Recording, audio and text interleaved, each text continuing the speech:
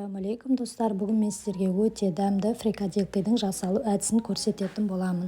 Ол үшін бізге фарш қажет болады. Фаршымызға пияз, аскөк және сарымсақты блендердан өткізіп қосамыз.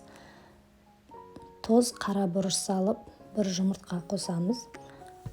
Және де панировочный сухари қосамыз. Егер панировочный сухари болмаса, ұн қоссаңыздар болады.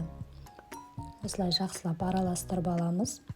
Формамызды алып, фрикаделкілерімізді дөңгелек пішінде орналастырып шығамыз.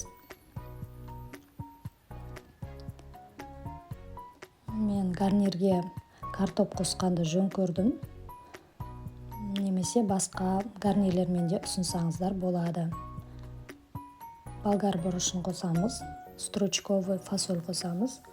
Және құрғақ болып піспесі үшін томатный соус қосамыз. 180 градуста 40-50 минут аралығында пісіріп аламыз.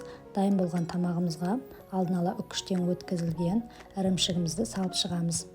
Тамақ өте дәмді, сочный болып шығады. Менің отбасыма қатты ұнады. Сіздерге де жасап көруге кеңес беремін. Ас болсын.